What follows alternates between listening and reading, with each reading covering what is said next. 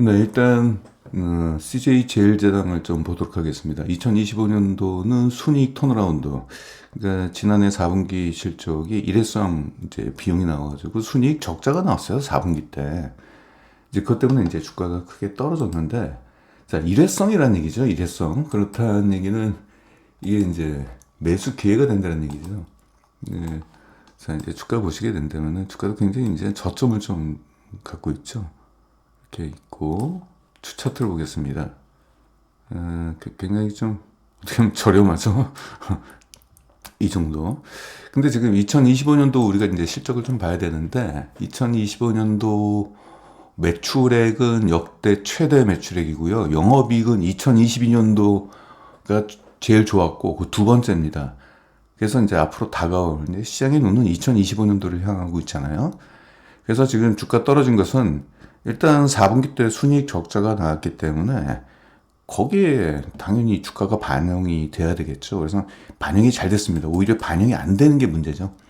반영이 돼야지 우리가 투자의 기회가 좀 있기 때문에 그런 부분을 보시고 판단하시기 바랍니다. 자, 들어갈게요.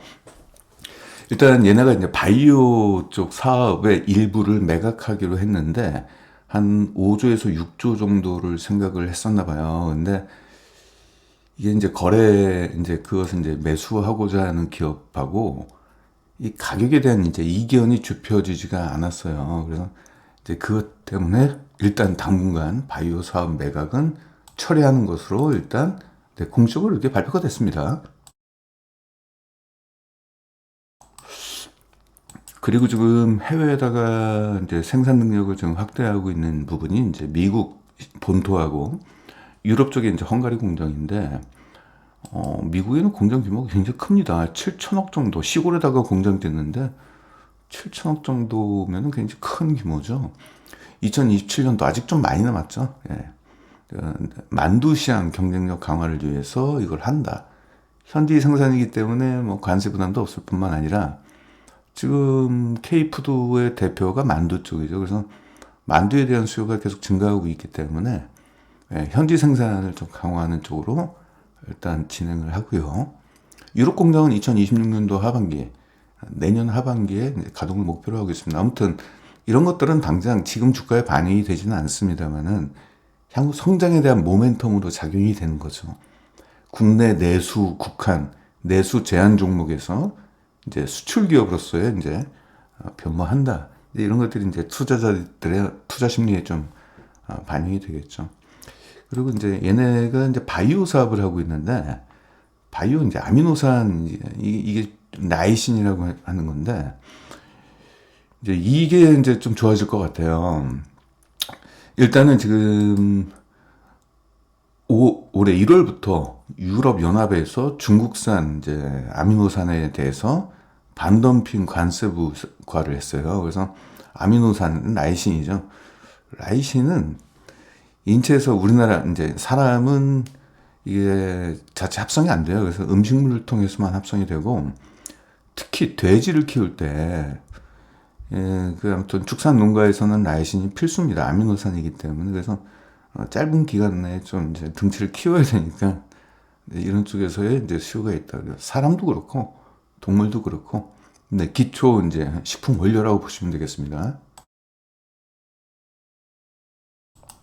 CJ 쪽의 아미노산 공장은 인도네시아, 아니 미국, 인도네시아, 남미로 이렇게 좀 이제 다변화되어 있습니다. 그래서 반덤핑 관세 이슈도 좀 별로 없어요. 미국 쪽에도 공장이 있으니까 이런 부분이 있고 연간 실적을 한번 보도록 하겠습니다. 2023년도에 수익성 부진이 있었는데 2024년도에 반등이 일어났죠. 보통 제일제당은 한 6% 정도, 5%에서 6% 정도의 마진을 유지하고 있는 걸로 좀 보이고 있어요. 과거부터 좀 떨어지면 곧바로 회복이 됐죠. 네, 이런 부분이 좀 있습니다. 2024년도 실적이 역대 실적 중에서는 한 두 번째 되네요. 2022년도가 가장 컸고요. 그렇죠.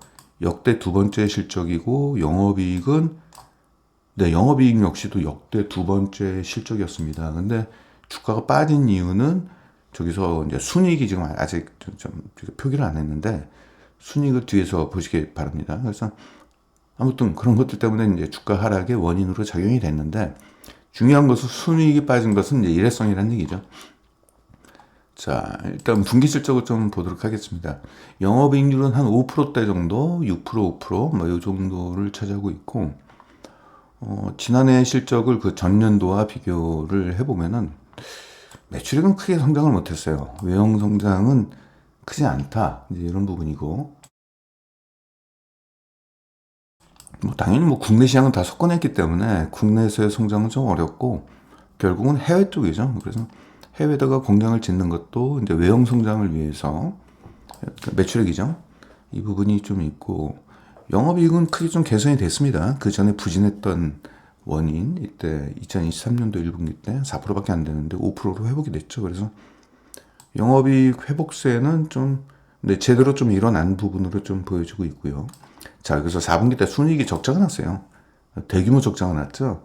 이제 이것이 이제 주가 하락의 원인인데, 오히려 이런 것은 이제 들고 계신 분들한테 좀 미안하지만은 들고 계신 분은 왕짜증이죠. 근데 우리가 이제 새롭게 이제 이 종목을 이제 바라보는 사람들 입장에서는 고마운 거죠. 자, 4분기 순이익 적자 원인은 일회성 성과급 한 200억 정도가 나왔고요. 영업 외 비용이에요. 영업과 관련된 비용으로 나오면은 이것은 일회성이 아닐 가능성이 높습니다. 이게 구조적인 문제가 좀 될 수도 있는데, 유무형 자산에 대한 어떤 손상 차손, 이런 부분이 좀 발생이 좀 돼가지고 2,533억 원이나 이게 나왔어요. 이게 안 나왔으면은 이게 최소한 1,500억대 정도는 됐을 텐데 마이너스 1,500억이 됐네요. 그래서 중요한 것은 이제 일회성이라는 얘기죠. 이것 때문에 이제 주가가 부진했던 그 원인 중에 하나인데, 이것은 일회성이기 때문에 2025년도에는 나타날 가능성은 이제 없다라고 보시면 좀 되겠습니다. 그러면 떨어졌던 주가는 실적의 정상화에 의해서 주가는 반등이 일어나겠죠. 근데 그것이 이치죠. 그래서 일단은 지난해 실적 보겠습니다. 매출액은 1% 증가했고, 영업이익이 크게 이제 회복이 됐습니다. 당기순이익은 아까 일회성 이익 훼손 때문에 35%가 감소를 했습니다. 자, EPS 주당 순이익을 보게 된다면은 4분기 때 이렇게 확 떨어졌죠. 근데 이것이 이제 주가 하락의 빌미가 된 거고요. 전년 대비 떨어졌습니다. 자, EPS 주당 순이익이 떨어지게 된다면은 PER이 확 상승하기 때문에 순간적으로 고평가로 보이게 되는 경우가 있죠. 그래서 지금은 아무튼 뭐 그런 부분이 있고, 자, 분별 실적을 매출을 좀 보도록 하겠습니다. 아직 4분기 사업 보고서가 안 나왔기 때문에 일단 3분기까지 누적으로 나온 실적을 가지고 대략적인 2024년도 실적을 한번 볼게요.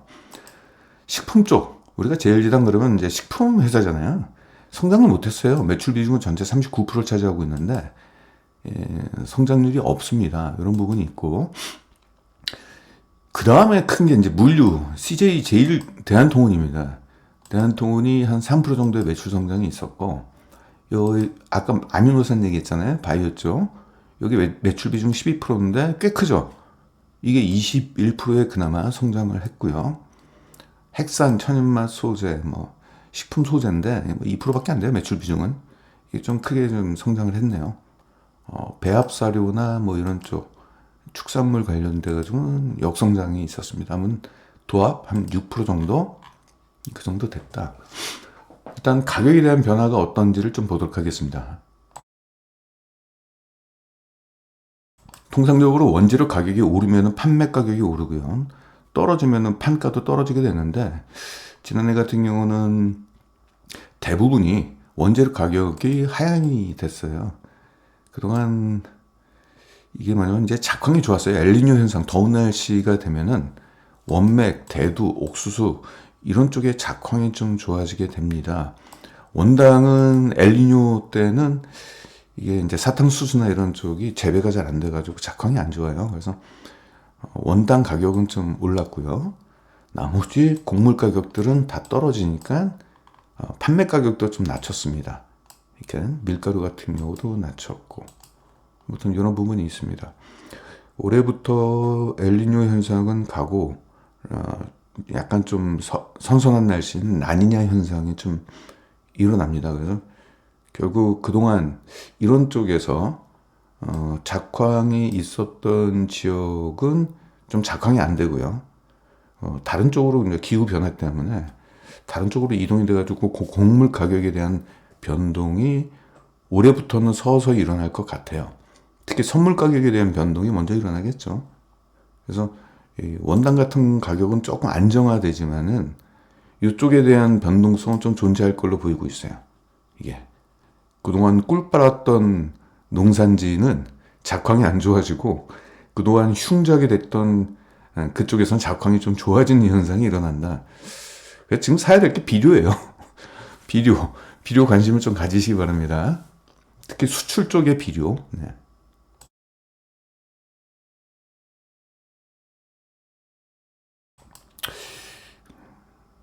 최근에 그래서 이제 유니드가 주가가 올라가는 게 그 중에 하나예요. 가성칼륨을 만드는 회사인데 세계 1등이라고 그러죠. 그게 이제 칼륨계 쪽의 비료를 생산하는 이제 전 세계 글로벌 1위 기업이다 보니까 올라가게 되죠. LNG 가격이 올라가면 또 같이 올라가요. 왜냐면 그쪽에서 이제 LNG에서 원료를 또 추출하는 어떤 그런 부분이 좀 있나 보더라고요. 그래서 지금 추운 날씨 때문에 LNG 가격에 대한 상승, 그 부분에 따른 뭐 칼륨 가격 변동, 뭐 여러 가지가 같이 있습니다. 질산 쪽 비료도 가격 상승이 일어날 걸로 보이고 있습니다. 아무튼 비료가 지금은 바닥에서 좀 좋아지지 않을까 싶네요. 잠깐 얘기한 거고요. 자, 다시 CJ로 돌아와서 그럼 올해 상반기 실적은 어떤가? 일단 외형 성장은 분기에 한 3%씩 올라갈 것 같고 영업이익은 뭐 10%대는 아니지만은 약간 성장이 일어나고 순이익 성장은 조금 그보다 좀 높게 나올 것 같습니다. 전년 동기 대비. 그래서 완만한 성장이 일어날 것 같은데 주가가 많이 떨어졌기 때문에 성장률이 좀 높지 않다 하더라도 낙폭 과대에 따른 주가 반등은 좀 기대할 수 있을 것 같아요. 일단 2025년도 상반기 이슈를 좀 보도록 하겠습니다. 악재부터 말씀드릴게요. 미국에 지금 얘네들이 파이 공장이 있는데 토네이도가 불어가지고 그 공장이 셧다운 됐습니다.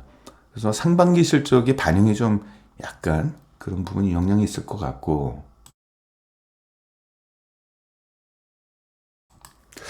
바이오 쪽은 앞서 말씀드렸듯이 이유가 중국산 쪽에 반덤핑 관세 부과 때문에 반사 이익을 좀 볼 수 있을 것 같아요. 네, 아미노산 쪽에 이제 라이신이죠. 이쪽의 실적이 좀 좋아질 것 같고 이건 호재고요. 그리고 미국에 관세 있다 하더라도 이제 바이오 쪽은 이제 미국에 이제 수출을 하고 현지 공장도 있는데 지금 CJ가 그 미국에 있는 그 현지 생산 공장하고 이제 위탁 생산 협약을 맺었어요. 그럼 그쪽에다가 이제 생산 그쪽에서 하는 거죠. 생산 그쪽에서 하고 아마 기초 원료는 그쪽에다 공급을 할 겁니다. 그러니까 이제 관세라는 게 이게 아직 결정이 된 게 아닌데 원료하고 완제품이라는 게 있잖아요. 어떤 걸 때릴 것이냐. 제약 쪽도 그렇죠. 원료 의약품까지도 관세를 때릴 것이냐 아니면 완제품만 때릴 것이냐. 이게 아직 결정이 안 됐어요. 근데 원료까지 때리게 되면은 이게 미국은 물가 인상을 피할 수가 없습니다. 그래서 원료까지는 아니고 완제품 공장만 갖고 와서 원료는 관세 안 때릴 테니까 원료를 가져와 가지고 완제품 공장 만들어 가지고 그걸 생산해라. 그래도 미국에서 공장을 리쇼링 하는 거에 대해서는 트럼프의 욕심은 채울 수 있을 것 같으니 아마 그렇게 될 것이다.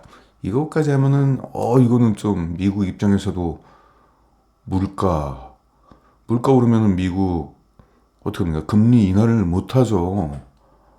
금리 인하를 못 하게 되면은 강달러가 유지가 되면은 미국의 뭐 달러 패권은 그대로 유지하지만은 수출이 안 되잖아요. 미국은 그런 무역 수지 적자가 계속적으로 일어나는데 그거는 트럼프 정책과는 좀 반대로 가는 흐름이기 때문에 아마 그렇게 될 것 같아요. 좀 얘기가 좀 딴 데로 샜습니다. 아무튼 연간 실적 전망을 보게 된다면 2024년도 실적은 이제 나왔죠. 2025년도는 자 역대 최대 매출액이 나오네요. 2025년도.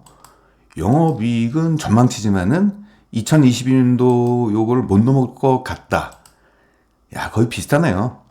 근데 지금 주가는 2025년도 실적을 보면은 역대 최대 매출과 영업이익도 거의 역대급인데 주가가 이렇게 하향했으니 기회 아니냐.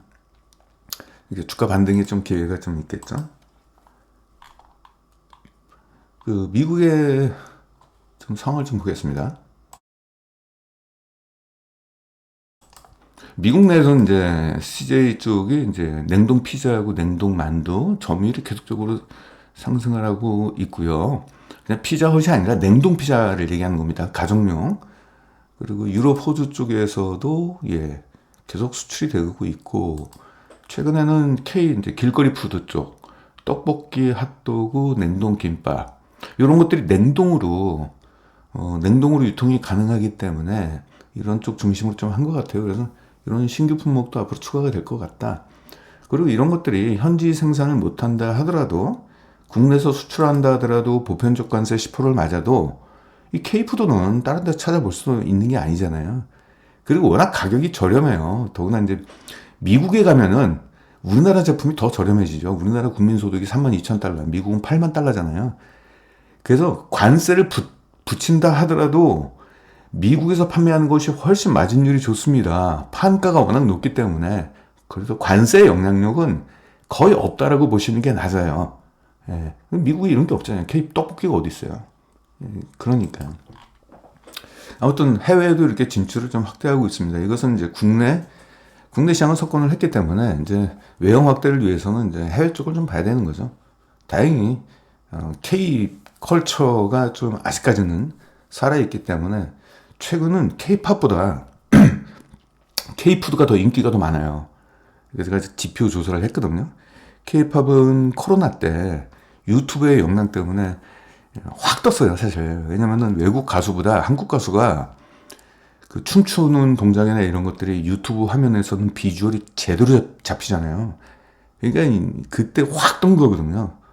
근데 그다음부터는 약간 좀 성장세가 좀 둔화되고 있는데 K푸드는 계속적으로 올라가고 있습니다. 우리나라 음식이 그렇게 맛있나 봐요. 그리고 다양성. 제가 일본 음식을 좋아하는데 일본 여행을 한 10번 이상 가다 보니까 이제 물렸어요. 먹을 게 회밖에 없는 거예요. 초밥이랑. 더 이상 먹을 게 없는 거예요. 고기까지 먹고 생선 먹고 그러니까 먹을 게 없어요. 일본은. 근데 우리나라는 정말 다양하잖아요. 뭐 부대찌개부터 시작해가지고 뭐 탕 요리부터 시작해가지고 조림 뭐 여러 가지가 있잖아요. 그래서 저는 몰랐는데 이제 해외 사람들이 국내 와가지고 먹거리 천국이라고. 그리고 아무튼 그렇습니다. 미국에서의 제일제당의 이제 저력을 좀 보여드리겠습니다.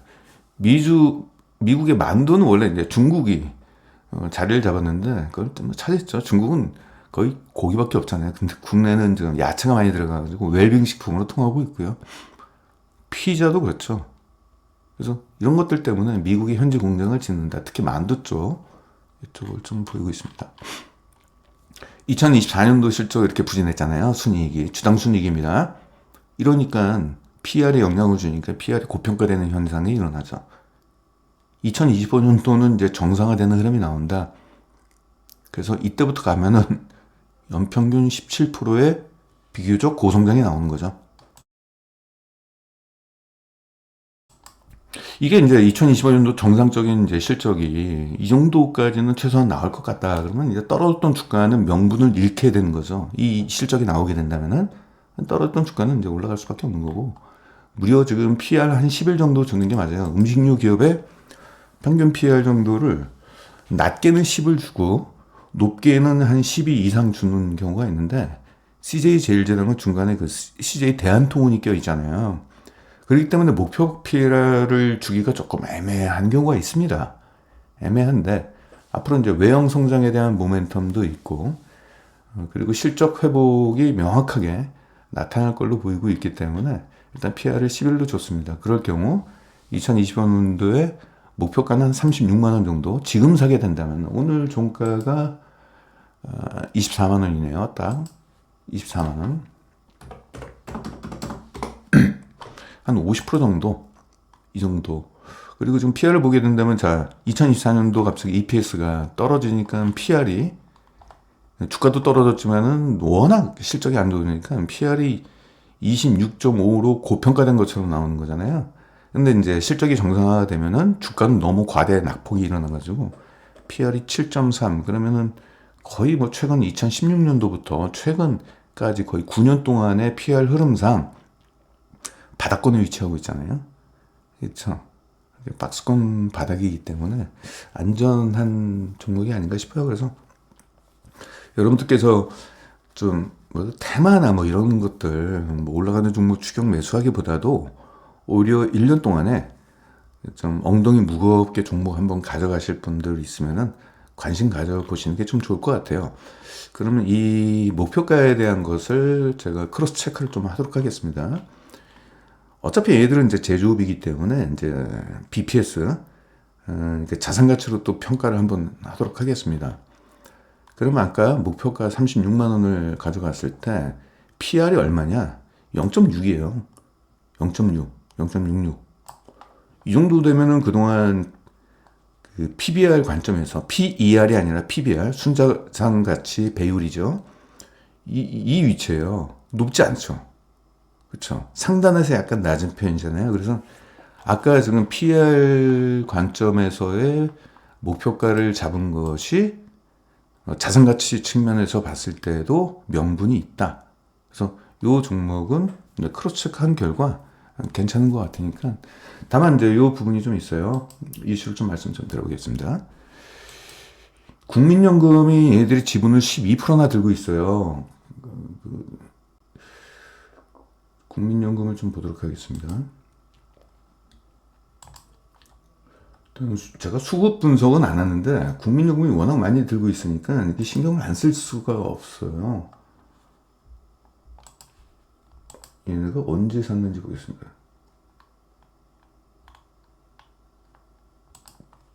최근에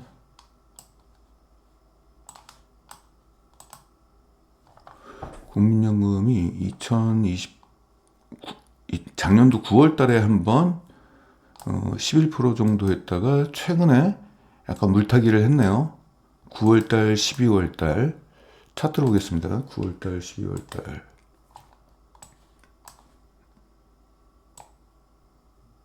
(2024년도) 9월 달에 지분 매수를 좀 했고 12월 달에 약간 그 저점 매수라고 좀 보죠. 괜찮은 것 같아요.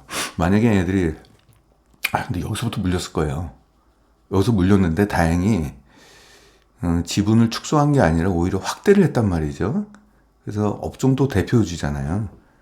그리고 또 관세 안전처잖아요. 그렇기 때문에 국민연금의 수급이 적극적인 매수에 의해서 이제 올라가기보다는 적극적인 매도 물량이 나오기는 글쎄요.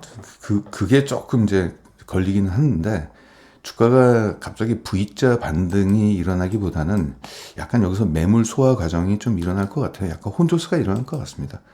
특정 기관에서 12%나 들고 있다는 것은 그렇게 좋은 건 아니거든요. 그래서 여러분들 너무 급하게 이 종목의 주가가 V자 반등이 일어난다고 생각하지 마시고 여기서 그냥 지지고 볶는 지저분한 흐름들이 계속 나올 것 같습니다. 그래서 당장 급하게 지분을 크게 확대하기보다는 뭐 제 개인적인 생각입니다. 제 개인적인 생각은 항상 틀려요. 틀리기 때문에 참조하시기 바랍니다. 적당하게 이제 조금씩 주가가 떨어질 때마다 적립식으로 이제 매수해 나가는 전략이 좀 낫지 않겠느냐. 천천히 매수하셔도 괜찮을 것 같아요. 네. 이상, CJ 제일제등이었습니다.